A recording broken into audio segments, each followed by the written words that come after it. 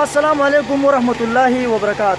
قدرمندو کتونکو میا ایاز احمد ما د پروګرام ټپا غزل سره دا زمونږ څلورم پروګرام دی. په دې کې را سره نور معتبر شاعران ملګري ولاړ دي چې په شعر هم پوهېږي او د ادب دپاره ډېر زیات خدمات دي.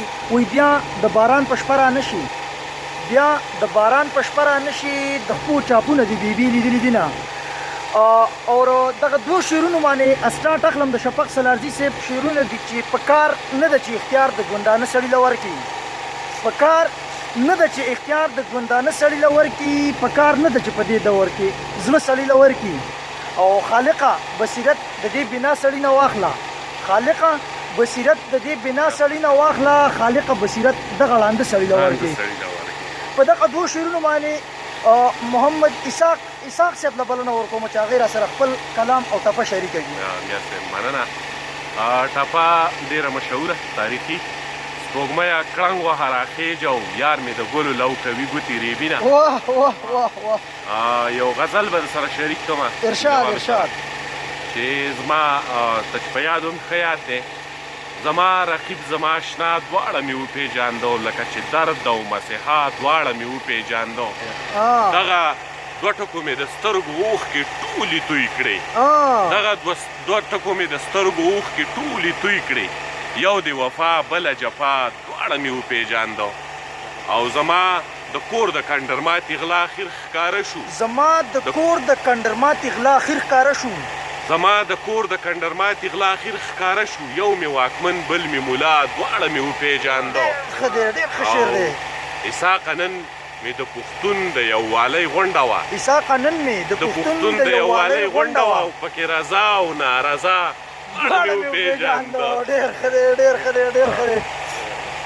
تاسو هم را دې خوا شئ. قدرمندو دا به دا زموږ ملګری دی، اکثر په مسافرۍ کې دا به درڅه خپله پېژندګلو هم په خپله وکړي او ټپه او شعر به مې ته په خپله وایي. بس زما پېژندګلو خو نوم مې قادر خان سیال دی، د باجوړ اوسېدونکی یم جی. او ټپه ده چې سپوږمۍ د بیرې سر له راغله، سپوږمۍ د بیرې سر له راغله، سپوږمۍ د بیرې سر له راغله او په خوله مې نه کړه مروره رانه.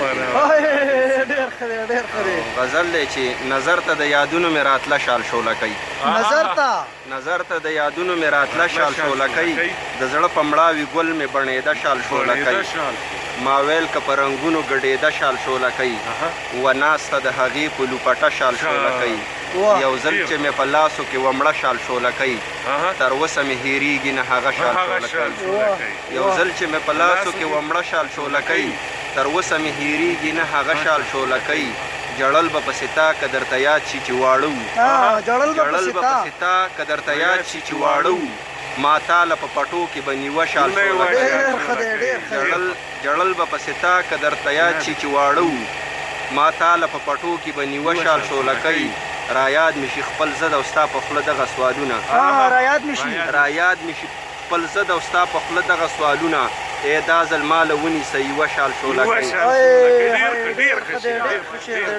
را یاد مې شي خپل زد او ستا په خوله دغه سوالونه، ای دا ځل ما له ونیسه یوه شال شوله کوي، د سیال د مینې تېر مازدیګري به پرې رنګین وو، د سیال د مینې تېر مازدیګري به پرې رنګین وو، د هغه بام په سر به تاوېده شال شوله کوي. ډېر ښه دی، ډېر ښه دی، ډېر ښه دی. قدرمندو کتونکو دا وه زمونږ څلورمه خپرونه ټپه غزل.